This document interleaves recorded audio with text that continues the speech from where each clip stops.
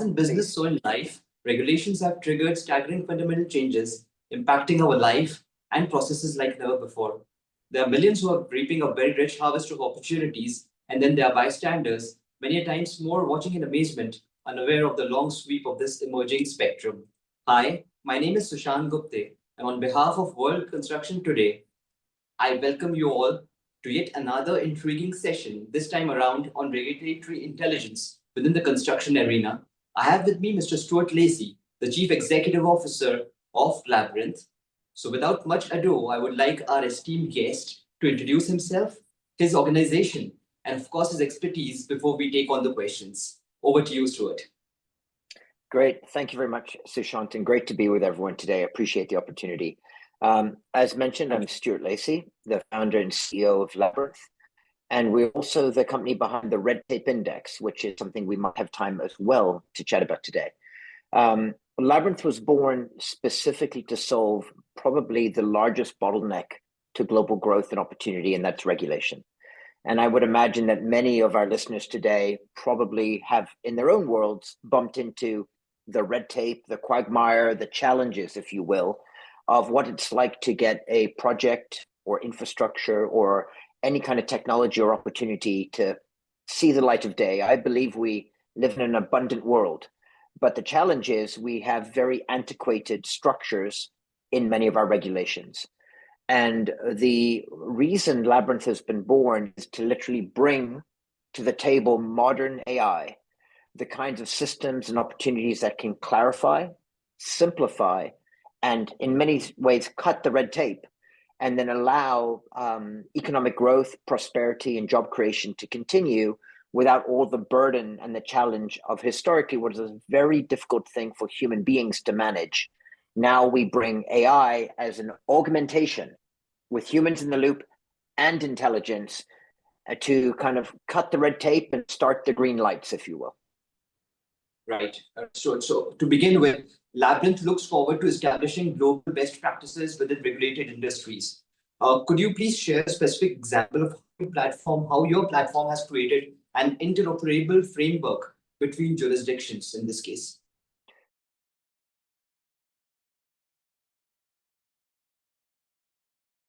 It's a great question. Thank you for it. And so the way that we see it is opportunities for growth do not typically stem in only one region or one city.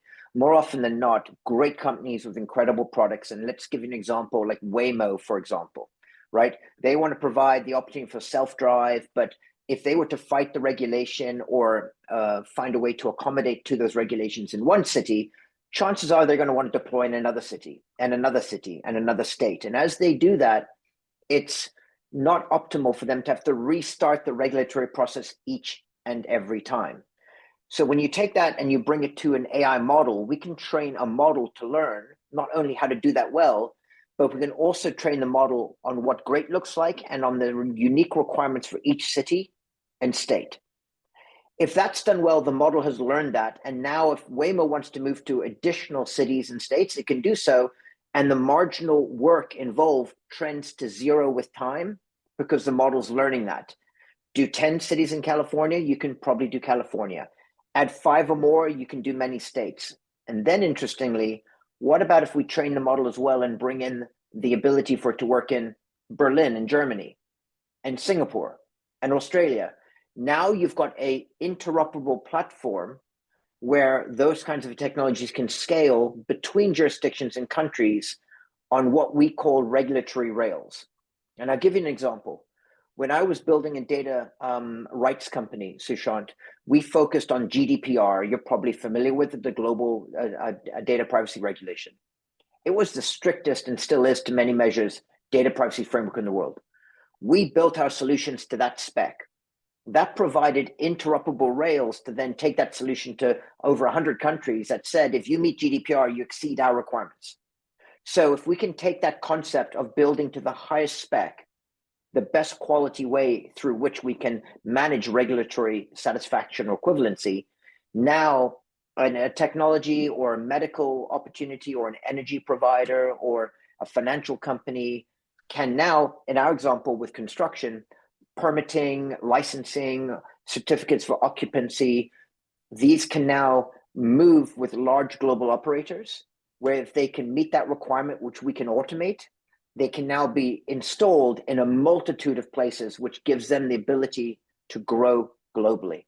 So we see part of our responsibility, not just solving a one-off problem, but building the model and the support so that we can partner with organizations who wish to, expand globally. Okay, Stuart, I was actually going through your website, your company's website, and that's where I found your mission statement, which states that accelerating time to market is something which you've obviously focused on pretty That's much. correct. That's And correct. what measurable effects has the company, has Labrynth had on reducing the permitting timelines for clinicals so far?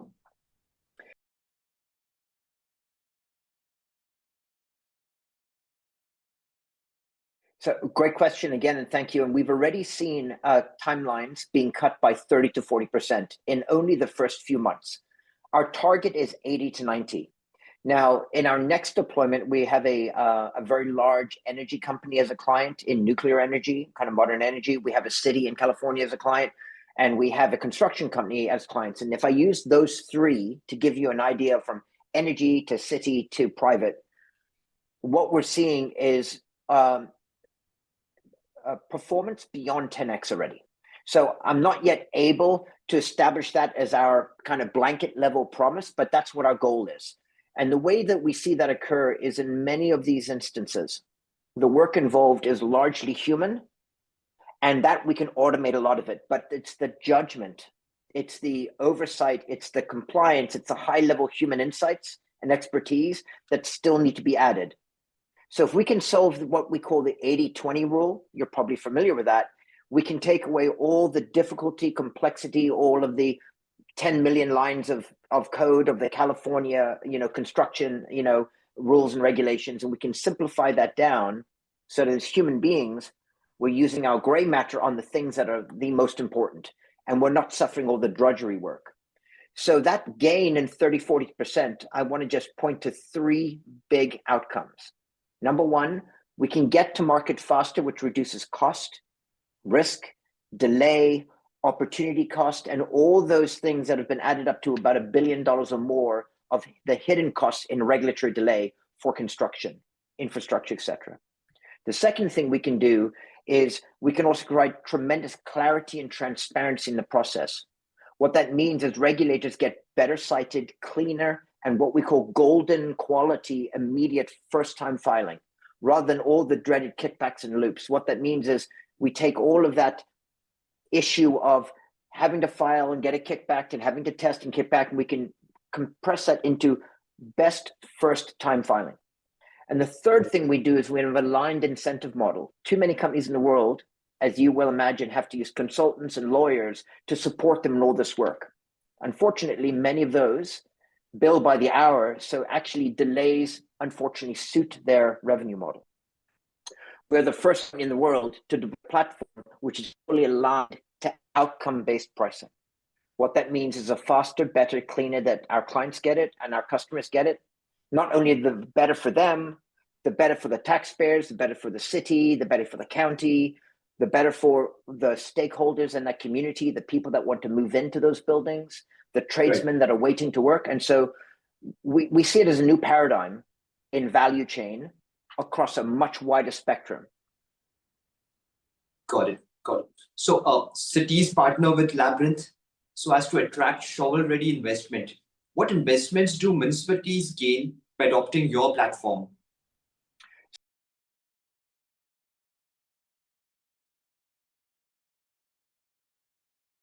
What we're seeing already in very early evidence, and I will point to the release of the red tape index that just occurred literally 10 days ago even, is an immediate uptake by market media, mayors, city councilors, the people that work on the county, city, and municipality side. And what they're really seeing very quickly is that there is data out there that can very clearly identify those markets and cities and municipalities which are the better places to try and spend infrastructure, and those that are unfortunately slower or behind the times. Now, the good news is that in almost all these cases, It's process, not policy, meaning we don't have to change policies and politics. We can actually adopt new technologies fairly rapidly that can move someone from a bottom quartile, county or city, to a top quartile. And so it's more of a mindset change.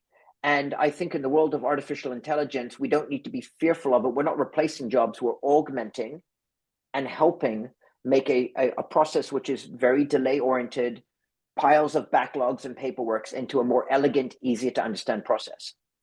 The benefit to a municipality is therefore not just to permit quicker, but now to attract new net investment. Because by being able to be celebrated as one of the more efficient or better places to do business, we know that developers, investors, REITs, financing organizations would prefer to make the bet on a high velocity jurisdiction than a low one. That brings net employment, net new services, more housing, and GDP growth to those areas. Got it. So how do you convince traditionally risk-averse construction firms to trust AI over the manual drafting which takes place?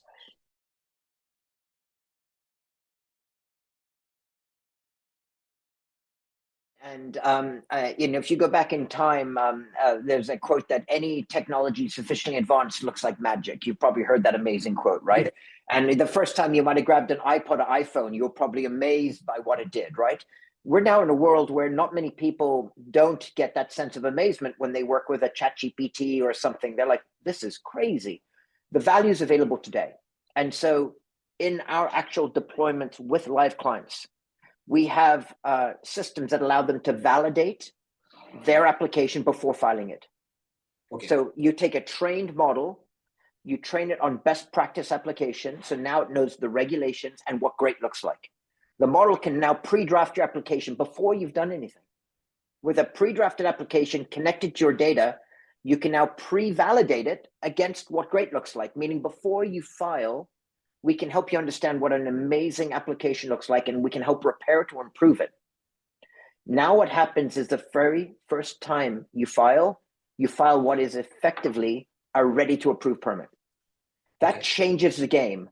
And our system allows people to actually see that. And so to your question, people that are kind of naysayers, we say, let us demo for you. And by the time 5 minutes later they're done, they literally are staring, jaw drop going, I can't believe it's that easy. But the reason is we're using technology where technology should be used. There's still compliance and sign off and approval, but we're taking the heavy lift out of where all the delays and errors occur. Correct, right. So what is the most surprising permitting bottleneck that your platform has uncovered, and how did you overcome it?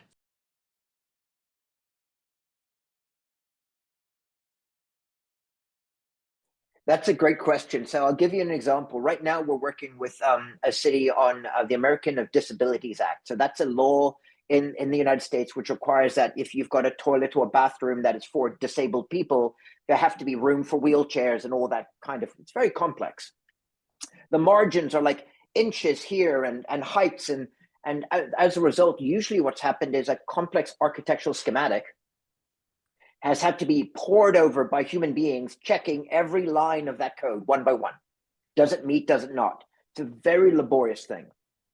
We took it upon ourselves to see if we could do that with AI and ingest a complex blueprint on a trained model of all these requirements and actually go through every single set of analysis. And it was a bold step, to be honest, because it requires incredible image analysis and optical character recognition and a lot of other technologies, machine vision, etc. The good news is it took us 2.5 weeks, but we've got there. We're now validating blueprints up to standards of 95% plus first time pass on that kind of software. So I think the learning here is the following. There's incredible technology, but it's important that we also realize that the tools we now have didn't exist a year ago. So if we bring our belief of what was possible a year ago, I think we have to understand that modern AI tools are evolving so quickly that what's exciting is we can do things that were never possible before. Great. What is your strategy for ensuring seamless interoperability with legacy systems in this very fragmented sector?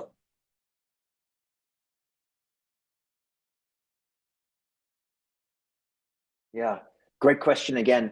So we're aware that the three largest, I can speak right now for the United States, and we will learn more as we expand globally, but in the US, the three largest providers to cities and towns for backend technology are Excelis, Tyler, and OpenGov.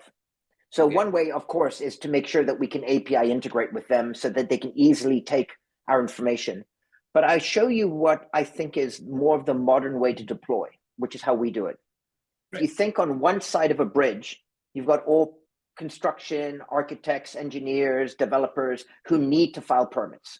On the other side of the bridge, we've got cities and counties and all the people, the regulators that need to review and opine on these applications. We are the bridge. What that means is before someone applies to the city, they come across our system. We assist them in compliance, oversight, validation, pre-drafting, repair, everything. And so what actually happens is the city gets a world-class gold quality permit first time. They then only have to ingest it. So our requirements to actually integrate with them is very low because we don't need to change in any way the software the city runs. We don't need to change they don't need to spend money on consultants to update any of the work they do on their end. We're just making what they get better before they even get it. Got it. That is kind of like bridgeware, if that makes sense. And what that means is it reduces the cost and time to integrate. We can be live in a matter of 48 hours with any city if we wish. And with this, you're talking about city of any scale? I mean, as you said... It depends on how they wish to take their data. Ideally, we would do an API. Ideally, we could map. That might take a month maybe to go live, but we're not talking changing their back end. We're talking us feeding information to the way they already talk. What we're giving them, though, is significantly cleaner, better quality, well-cited, and evaluated and pre-validated information before they even start. So now the city isn't worried about getting like back of napkin designs and all the kinds of things that they scratch their heads they don't know. They effectively can tell people in their market, come across the Labrynth bridge before you come to us. That way they know they're getting a world-class application first time. That reduces also tremendous risk, Sushant, because as you know, developers rely on architects and engineers to provide drawings. And what if the drawing is subpar? You now take on tremendous delay risk if you're not using. And so now developers actually have the ability to pre-validate the work they're getting from their subs and actually send it back and go, we need this better before we accept you as a partner, saving tremendous risk and liability at the development level. And so this is just a way to create transparency and clarity for all stakeholders. Stuart, Labrynth recently announced the launch of the Red Tape Index, as you discussed before. What is the purpose of this newly launched element, and how does it aim to improve the regulatory efficacy?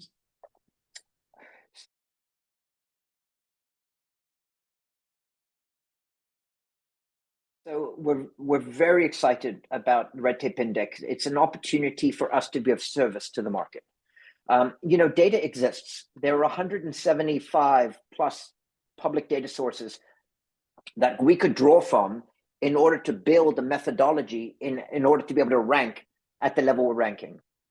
There's also private data that we can pull, and we're going to be adding soon public sentiment. So the way the Red Tape Index works, we launched on state level data last week. In about a month, we're going to add city level data. And about a month after that, and I think you probably know something called Yelp, we can actually add private industries going to rank their experience with the cities. So now we've got another level of data. It's like, how easy is it to work with them? Like 5-star, great to work with them kind of thing. What that means is we now have a place where people that are wanting to make a commitment, a bet, or a plan to develop or grow have a data-driven way to make a decision, to de-risk, and to the highest likelihood of the best passage. We're doing that as a service layer. It's important to make data-driven decisions. Number two, we believe that the opportunities for future growth should not be hindered by regulatory burden and red tape. And so the Red Tape Index has also got the Red Tape 100 and the Red Tape Report. And the Red Tape Report is how we will share best practices, use cases of cities that do great jobs, how and why. That will allow other cities and municipalities to learn from colleagues in a systematic way that can lift, hopefully, the water in the harbor for all boats, if you know the saying. Our goal is to create a way that we can find efficiencies for everyone. And it starts with information and data. Over time, we believe the Red Tape Index will become the go-to place for people to be making these kinds of decisions. And hopefully the place where cities around the country and globally can actually look to their own internal decisions and go, wow, we're pretty low on the index. It's time we make a real commitment to change how we do things, to be higher on that index and thereby have better systems, a more efficacious and efficient way that people can permit, and thereby, I think, do a better job for their taxpayers, because inefficiency hurts their taxpayer. It costs time, costs money, lost jobs, and lost new net business. And so I think cities are ready. And that's why I said it's not a policy thing, it's just a process thing. And the technology is available today. Stuart, is there any particular geography that you're targeting on this? I mean, have you already, I mean, I'm sure that you must have obviously listed out certain cities over here. Definitely. Although we've already had some significant discussions in Canada, because as you know, Canada has a very complex and, government and regulations are very large. Right. We just signed a deal, funny enough, this morning with our first Australian client.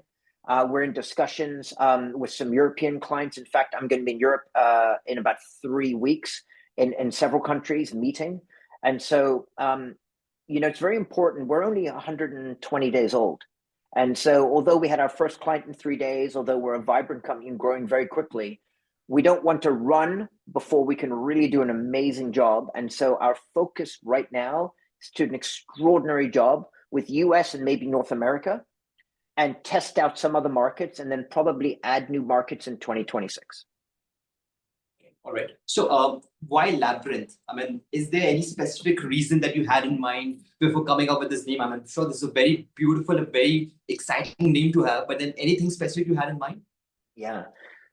For anyone that knows the traditional story of the labyrinth, Ariadne was stuck in the labyrinth, and, Theseus and the Minotaur guarded the labyrinth, and kind of the way through the labyrinth in the historical story of, the island of Crete and everything, was there was this piece of string that could guide you out, the kind of the way in and out of the labyrinth.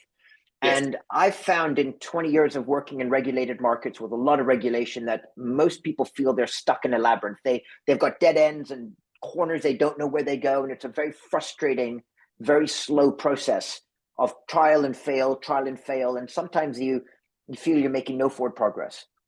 What we want is we want people to know that there's a path out of the labyrinth, and we represent that. And secondly, we love the concept of the Minotaur, believe it or not, because in our world, we don't think you can just throw AI at everything. The Minotaur is half beast, half human. We are half AI, half human. We say that because we believe there's a very important role for humans in this, not in the drudgery work, but in the oversight, in the dependencies, in the sign-off, in the compliance requirements. We believe in human in the loop, a very important part of AI.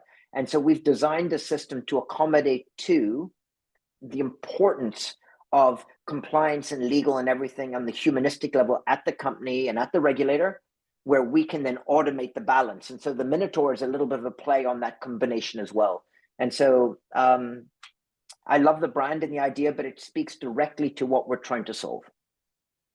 It does, and I'm sure it does, because with the process that you have had, and with the kind of probably the training part is obviously is something which you would focus on in the times to come. Is there any specific reason you have in mind if there is going to be a training part involved in it over a period of time? Because obviously you are talking about a geography which is very vast, so yes, would come in picture. So, yeah, so training is very interesting. Many people now are quite understanding of that training is part of training a model, right? A large language model or whatever. What you realize, though, is generic training gives generic answers. So what we have to do is how do we then use that concept, but bring it into a world of important regulations? And so, for example, our client, a nuclear energy client, incredibly strict regulations. Right. Very robust. So we can't just train a general model. We have to train very specific models for that. So what we do is we can train generally on the requirements. The Nuclear Regulatory Acts, the building codes, we can train on all of that. And some of them are big, like 20 million tokens worth of work to train on. But once it's trained, it knows that and it knows it forever. And anytime the regs are updated, we can top up the training. So now we have knowledge. But knowledge is knowledge unless you have wisdom, which is the application of knowledge. Where we get wisdom from is custom training. In that case, we have third-party experts, permitting and environmental and everything that work with us on the model training.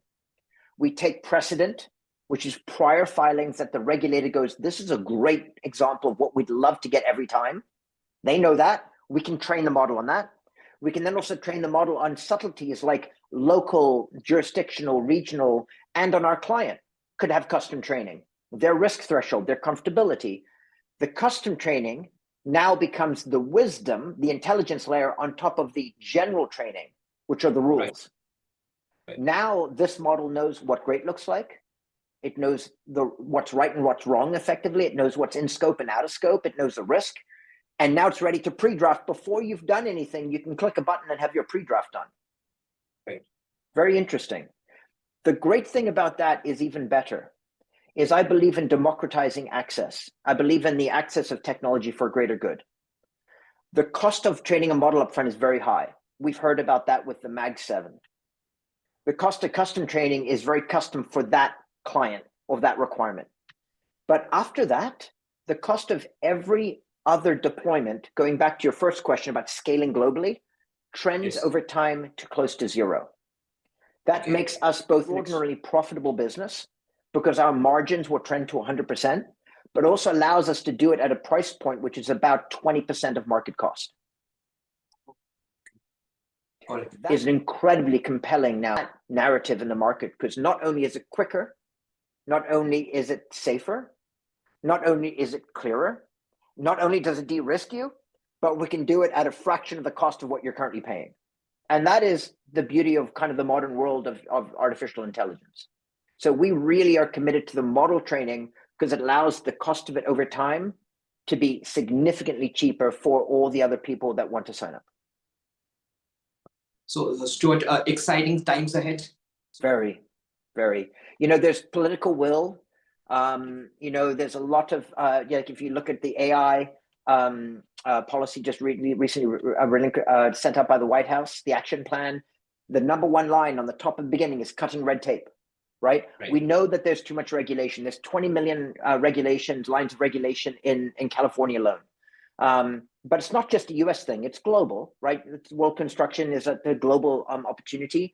And I think when you put it together, this is the right technology at the right time for a very thorny, difficult pain point that we're hoping we can turn from what was a problem now into a competitive advantage.